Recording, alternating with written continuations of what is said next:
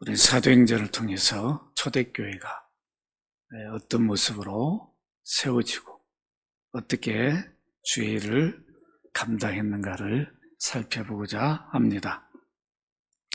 예수님은 많은 사람들이 보는 앞에서 승천을 하셨어요. 왜 그렇게 많은 사람들이 보는 앞에서 승천을 하셨을까? 이제 부활하시고 예수님은 비록 부활의 몸이지만 육을 가진 몸으로는 더 이상 지상에 계실 수가 없었습니다. 그렇다면 예수님을 따라다녔던 제자들이 갑자기 예수님이 사라지고 안 보인다면 어떤 생각을 할까요? 찾으러 다니겠죠? 그럼 어떻게 된 건가? 이해를 못할 겁니다. 이미 승천한다고 약속했어도 안 보는 데서 하늘나라 가셔버렸다면 제자들은 아마도 다시 또 업으로 돌아가서 또 세상적인 삶을 살 수도 있었을 겁니다. 그래서 그들 앞에서 다 보여준 거죠. 하늘나라 가는 모습을. 그러니까 승천하는 모습을 다 봤기 때문에 그들은 부활만이 아니라 승천한 것까지도 그들은 증인이 될 수 있었습니다.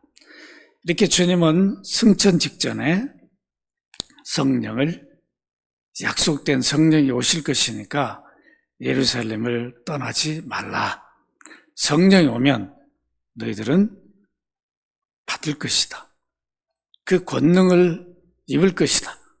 그리고 예루살렘으로부터 시작해서 유다, 사마리아 땅끝까지 너희들이 증인이 되도록 성령이 그 일을 도우실 것이다.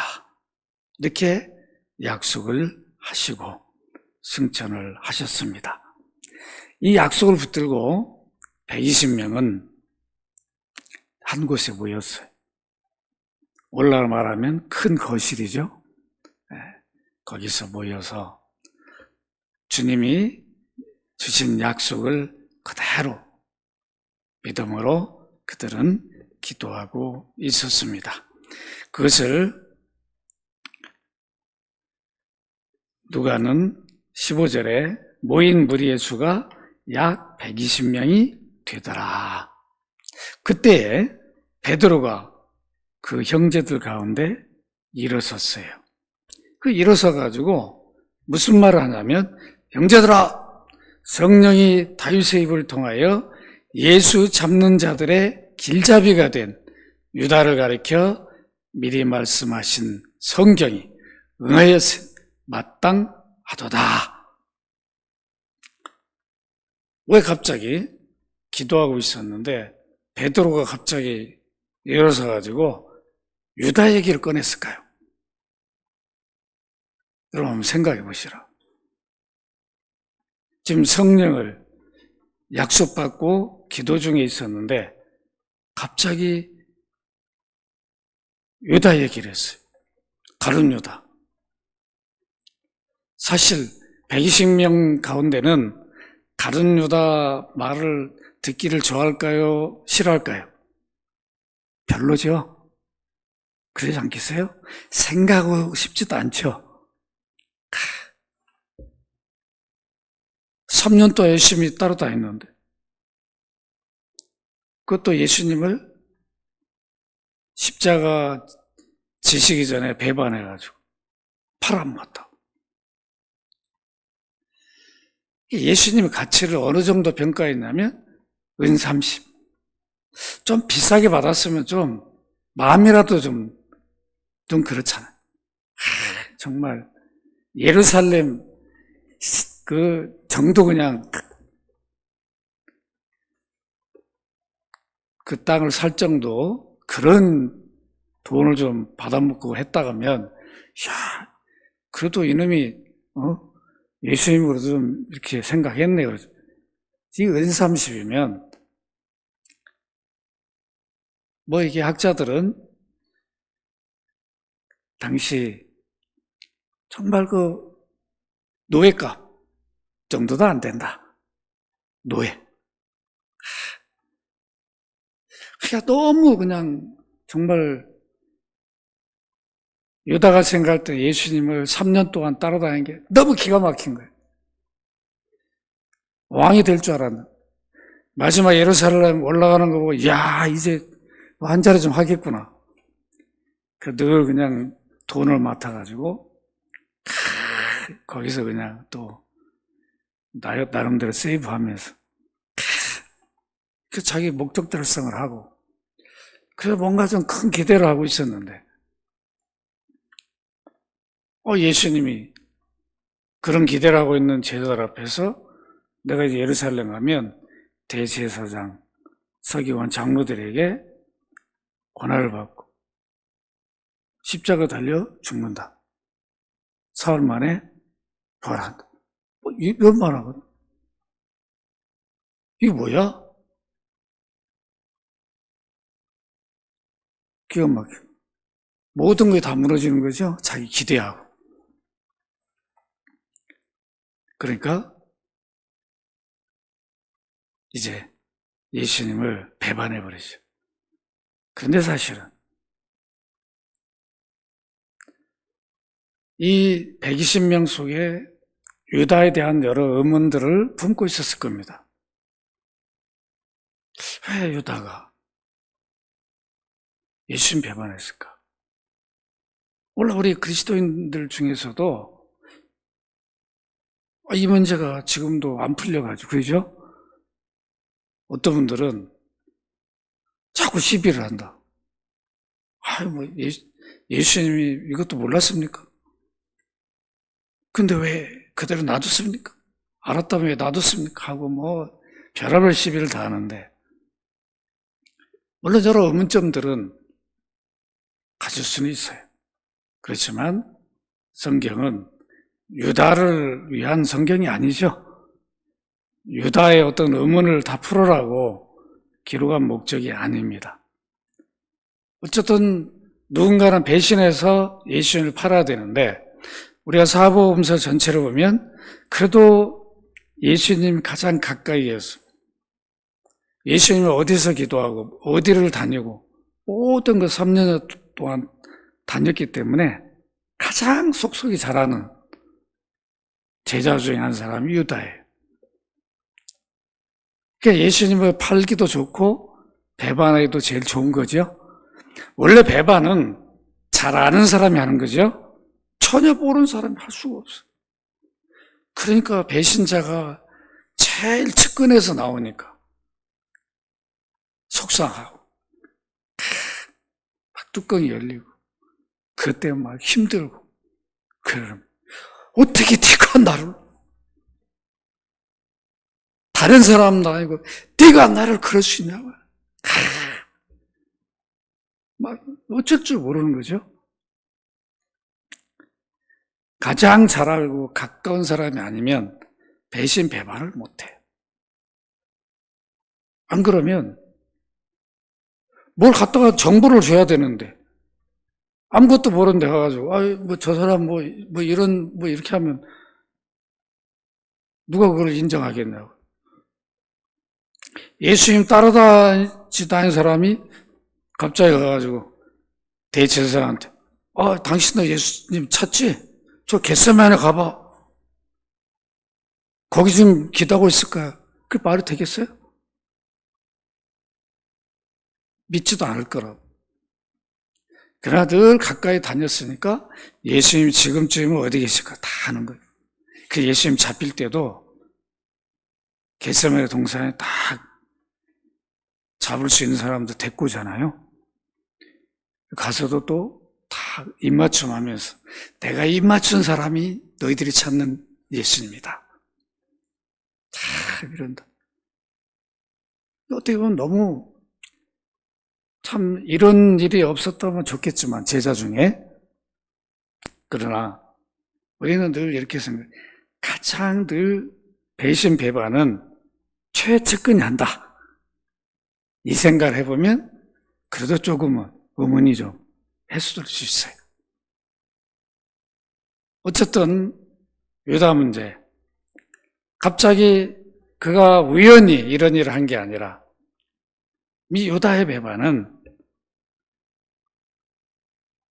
다윗이 어디를 말하고 있죠? 구약 성경을 인용합니다. 16절에 형제들아, 성령이 다윗의 입을 통하여 예수 잡는 자들의 길잡이가 된 유다를 가리켜 미리 말씀하신 성경이 응하였으니 마땅하도다, 이렇게 말합니다. 그러니까 이미 여러분 20절 볼까요? 20절. 이 바로 이 다윗이 말한 구약 성경이 뭘 말하죠?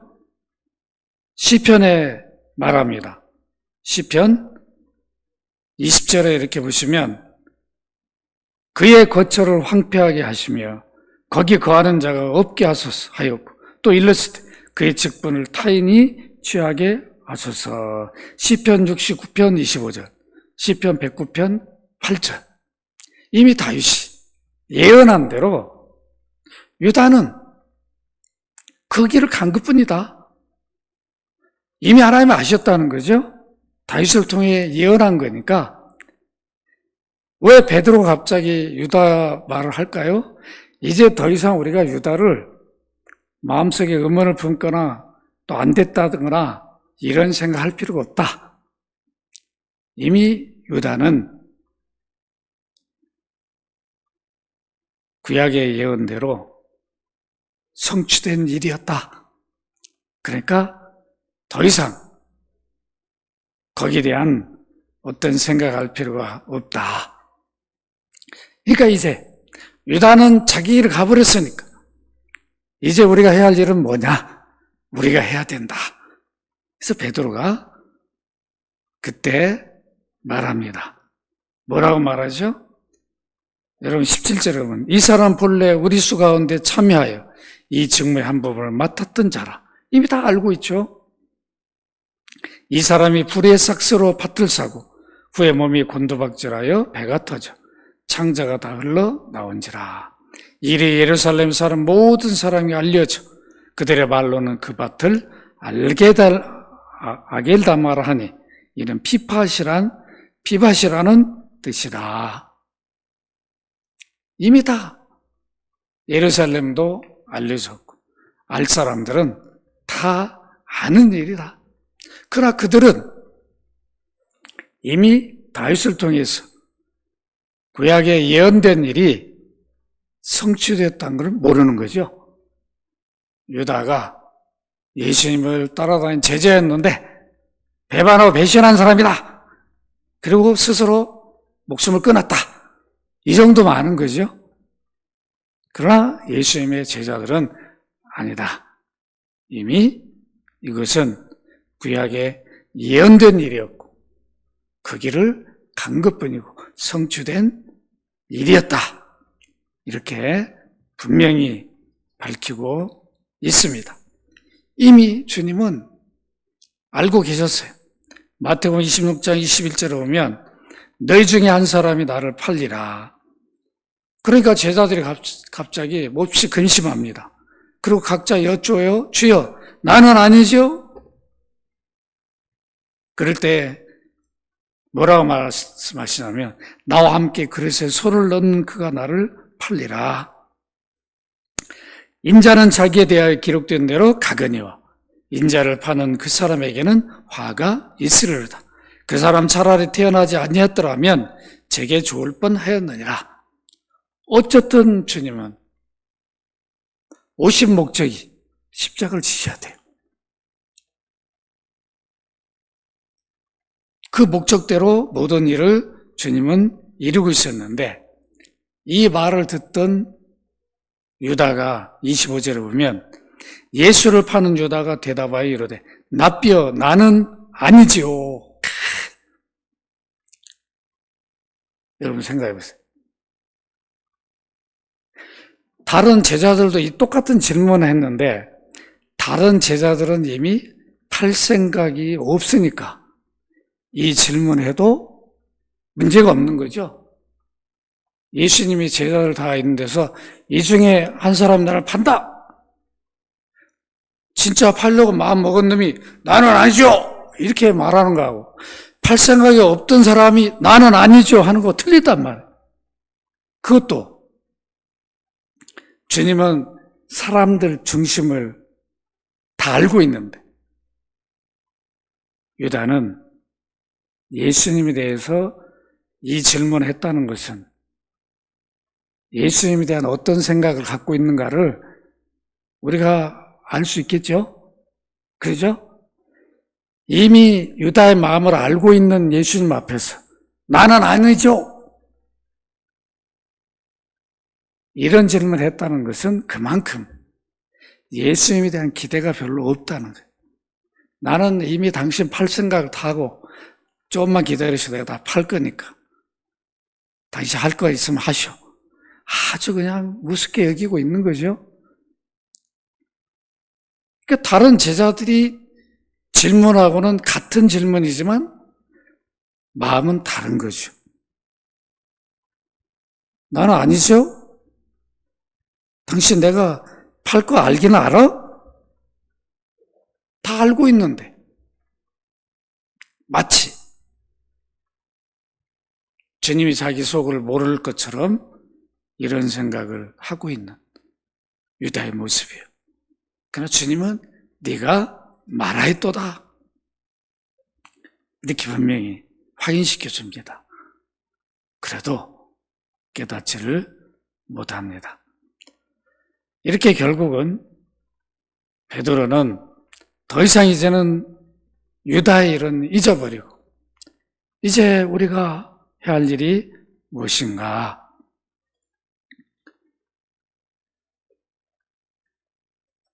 베드로는 120명 앞에서 분명히 말합니다.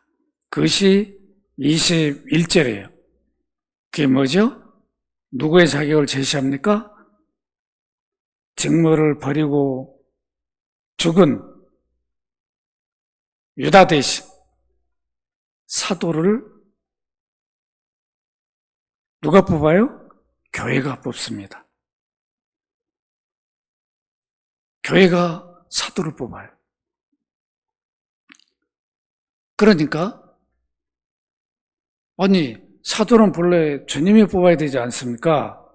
그런데 이제 주님이 어떻게 보면 교회에 위임했다. 이렇게 볼 수 있죠. 이 교회 모든 일꾼 직분들은 이 전통을 따라 교회가 뽑죠. 주님이 교회에 맡겨줬으니까 교회가 뽑습니다. 그래서 초대교회가 그것을 보여줍니다. 이 120명은 어떻게 보면 120명은 예루살렘 교회 공동체가 된 거죠. 이들이 그러니까 이 교회에서 사도들이 모인 곳이고 한 빈자리 11명인데 원래 12명이어야 되는데 한 빈자리를 채우게 됩니다. 그 사도가 될 자격을 제시해 주는데 그게 21절입니다. 이러함으로 요한의 세례로부터 세례 요한이 무엇을 했죠? 무엇을 했어요? 예수님을 메시아라는 걸 소개하죠? 앞서서. 그러니까 세례 요한도 특별히 태어난 사람. 이미 이사야 선지자를 통해서 예언되었고 자식을 낳지 못했어요. 근데 은혜로 세례 요한이 낳고 그 세례 요한은 예수님 앞에서 무엇 하도록 부름을 받습니까? 가서 예수님을 소개하는 그 부름을 받게 됩니다. 그래서 마가복음 1장 2절로 4절을 보면 선지자 이사야의 글에 보라 내가 내 사자를 네 앞에 보내노니 그가 내 길을 준비하리라 광야에 외치는 자의 소리가 있어 이르되 너희는 주의 길을 준비하라 그의 오실 길을 곧게 하라 기록된 것과 같이 세례 요한이 광야에 이르러 죄 사함을 받게 하는 회개의 세례를 전파하니 회개의 세례를. 그 예수님 막 혼자 돌아다니면서 여러분, 내가 여러분들이 기다리는 메시아야, 나를 믿어, 이렇게 안 다녔어요. 예수님 가만히 이렇게 계시면 세례요한이 막 앞에서 막 소리를 막 고래요. 여러분 모여봐. 여기 바로 내 뒤에 이분이 바로 구약에 약속했던 메시아야, 우리 구원주시오, 세상 죄를 지고 하는 하나님의 어린 양이야, 이렇게 막 소개를 했어요. 빨리 회개하고 와. 이 예수님을 믿어야 돼. 그럼 여러분은 구원을 받는다라고 이렇게 소리를 크게 외치면서 예수님을 세상에 소개를 했습니다. 그걸 다 봤어요. 예수님 따르는 사도들, 제자들은. 그러니까 그때부터, 예수님의 공생의 시작 때부터 모든 고난받고 십자가에 죽으심, 부활, 모든 것들을 증언할 사람,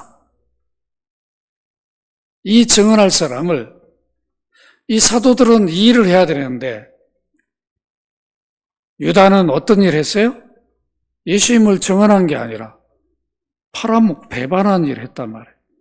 그러니까 이제는 본래 사도에게 주신 직무를 감당할 그 사람을 우리가 뽑자. 그렇게 해서 이제 120명들이 모여 뽑게 됩니다. 이때 여러분 22절을 보면 항상 우리와 함께 다니던 사람 중에 하나를 세워 우리와 더불어 예수께서 부활하심을 증언할 사람이 되게 하여라 하리라. 그러면서 단독 후보가 아니라 두 사람을 세웁니다. 두 사람, 하나는 바사바라고도 하고 별명은 유수도라고 하고 하는 요셉이요, 하나는 마띠아라.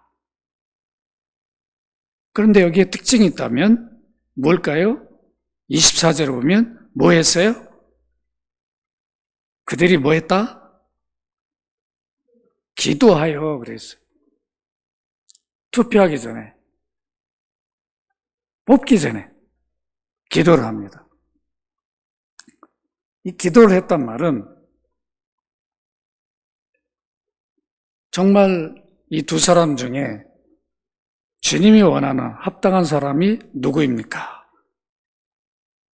그걸 묻는 거죠. 이게 기도라고 하는 겁니다. 이렇게 결국 기도에서 24절에 보면 무사람의 마음을 아시는 주여, 이 두 사람 중에 누가 주님께서 택하신 바 된 사람입니까?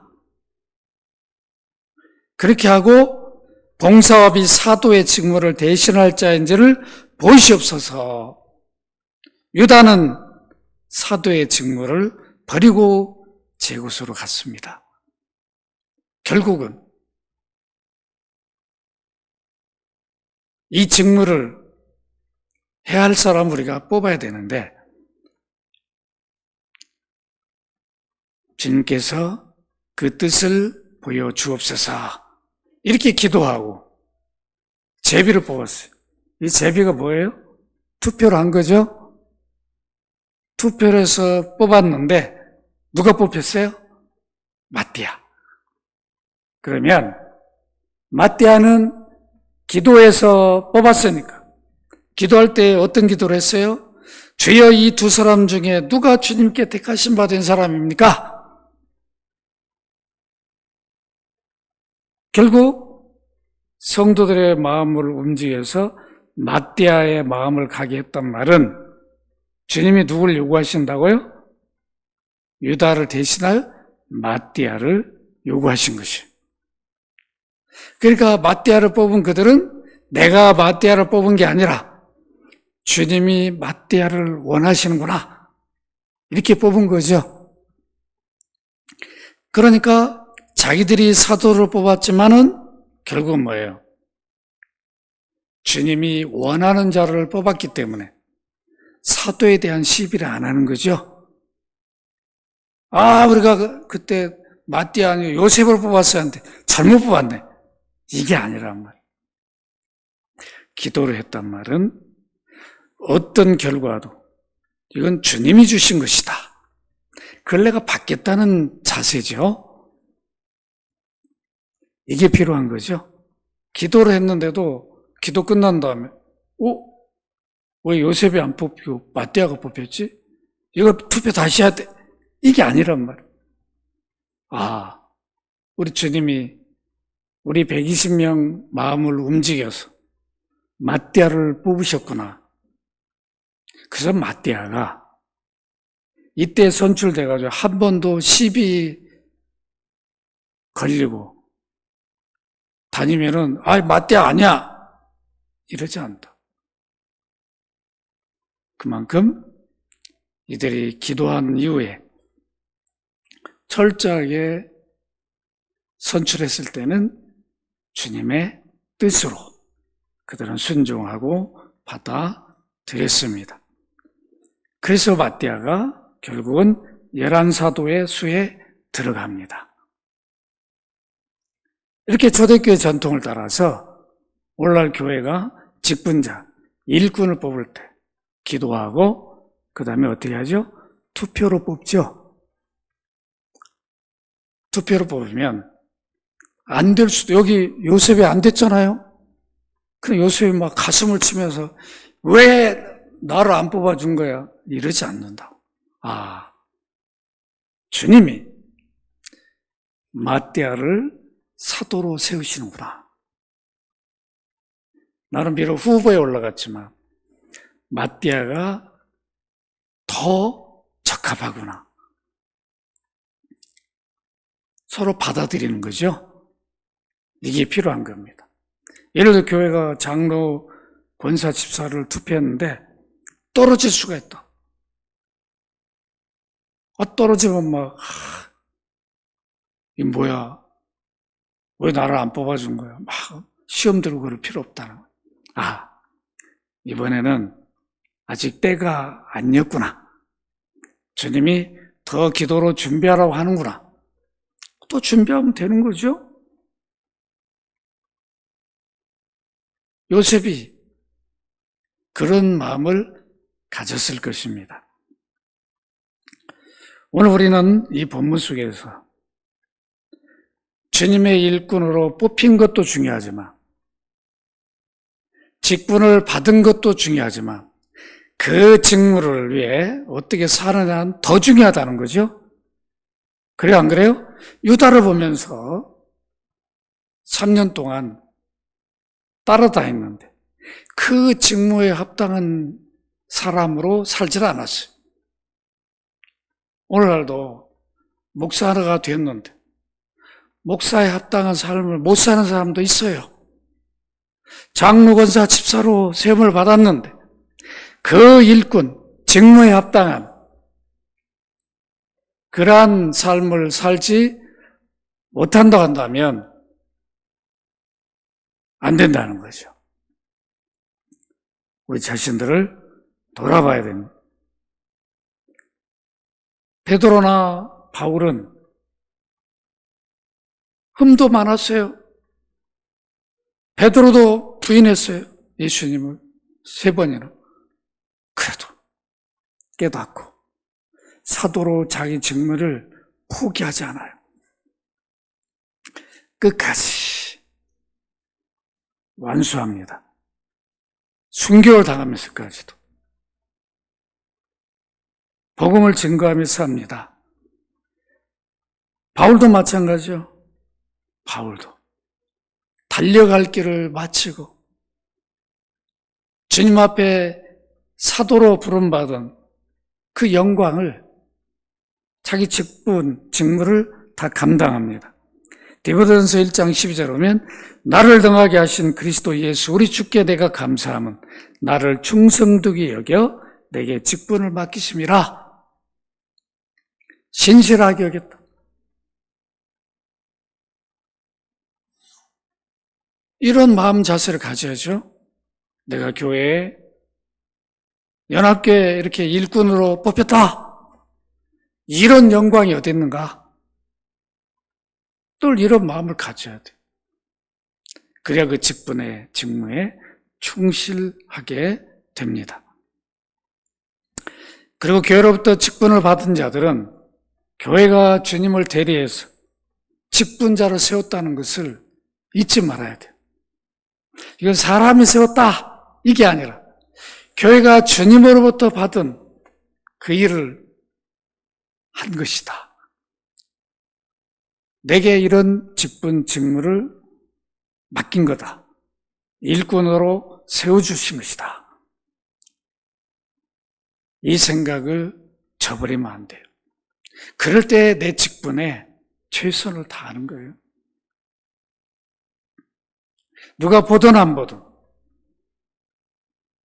여러분 이게 참 우리 삶을 이렇게 보면 가장 먼저 누가 볼까요?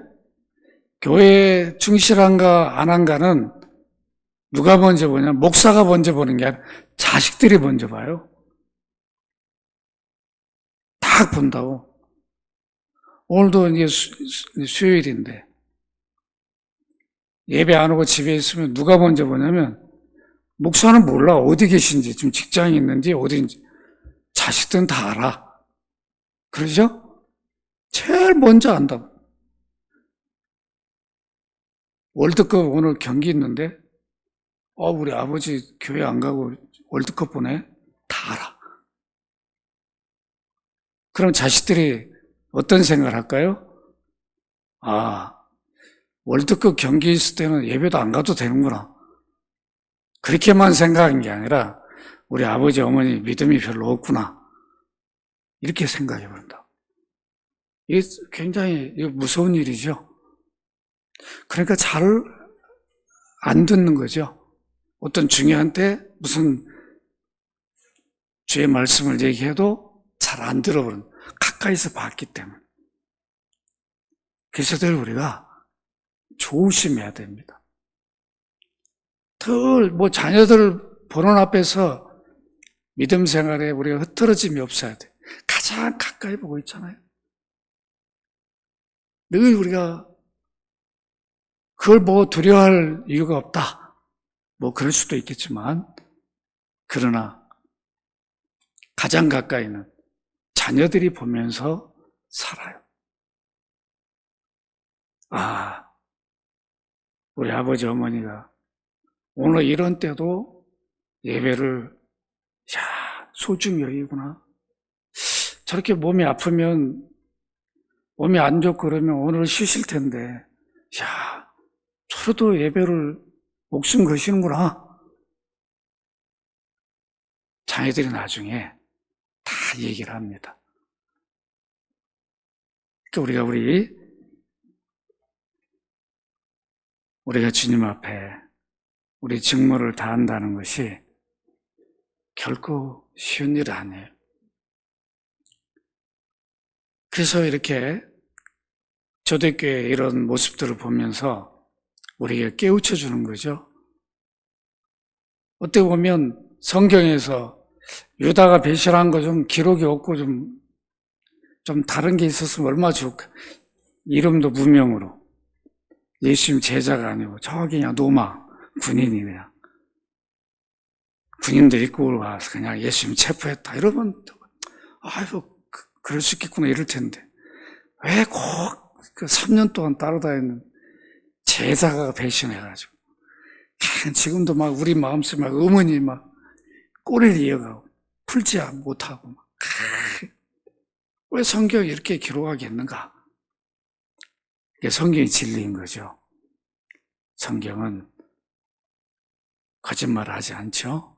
누구의 실수, 베드로의 실수도 그대로, 아브라함 같은 믿음의 사람도 그대로 실수한 거 그대로 기록합니다.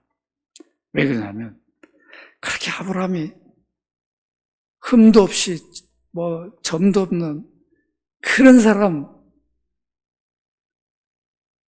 것으로 우리 보고 착각하지 말라. 아브라함도 결국 우리가 똑같은 사람입니다. 그도 흠도 많고 점도 많은 사람인데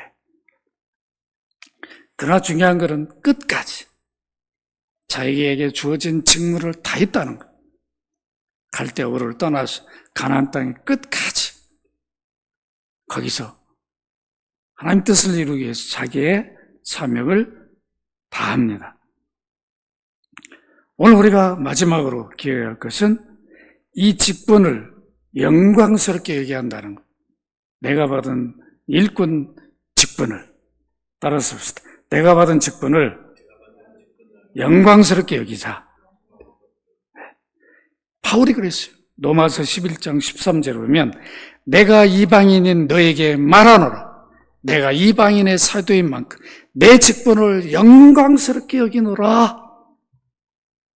그래요, 영광스러운 거예요. 저도 이 목사라고 하는 이 직분이 너무도 영광스러운 거예요. 너무도 감사한 거예요. 어째 주님이 내게 이런 영광을 주셨는가? 너무 감사한 거예요. 어느 때는 육체적으로 힘들 때가 있죠? 그래도 아니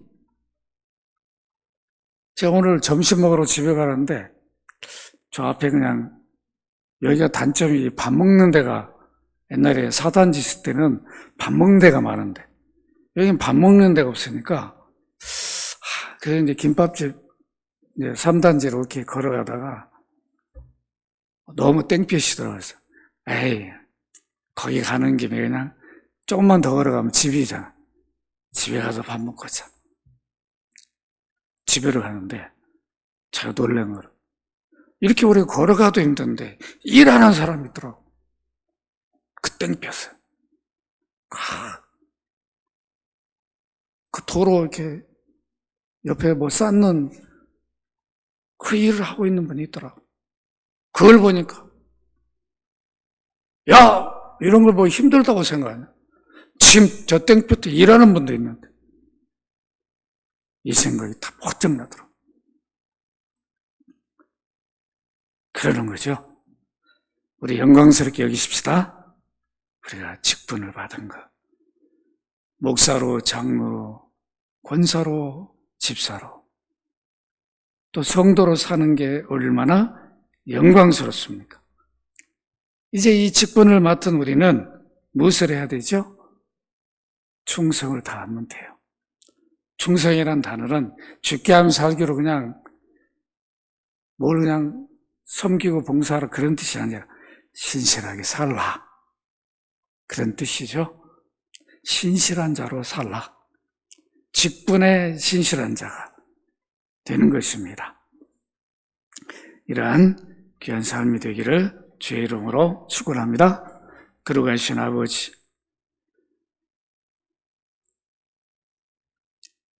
유다는 이렇게 사도군에 있었음에도 불구하고 그 직무를 망각하고 제갈 길을 갔습니다. 그러나 다른 사도들은 비록 때로는 부족하고 흠도 많지만 자기 맡은 직무에 최선을 다했습니다. 영광스럽게 여겼습니다. 오늘 우리가 참으로 주님의 몸된 교회에 이렇게 일꾼으로 직분자로 세움을 받았다는 것이 얼마나 영광스러운 일인지 잊지 않게 하여 주옵소서. 세상 일도 이렇게 땡볕에서도 열심히 일합니다. 우리가 주의 일을 어떻게 할까를 늘 알게 하여 주옵소서. 우리가 주님 앞에 작은 일이라도 상을 잃지 않음을 우리로 잊지 않게 하시고 우리가 교회로부터 주님이 주어진 귀한 일꾼, 직분을 소중하게 여기고 신실하게 감당하는 우리 모든 성도들 되게 하여 주옵소서. 이 저녁에 예배를 사모하고 드리는 주의 백성들에게 다 저들이 신실한 일꾼임을 믿습니다. 주님이 기뻐하는 참으로 귀한 믿음의 아름다운 삶이 이루어지도록 복되게 하여 주옵시고, 예배에 참여하고 이제 돌아가는 저들의 발걸음을 복되게 하시고, 가정과 자녀들 산업 일터에 은혜를 입혀 주옵소서. 주 예수 그리스도 이름으로 기도합나이다. 아멘.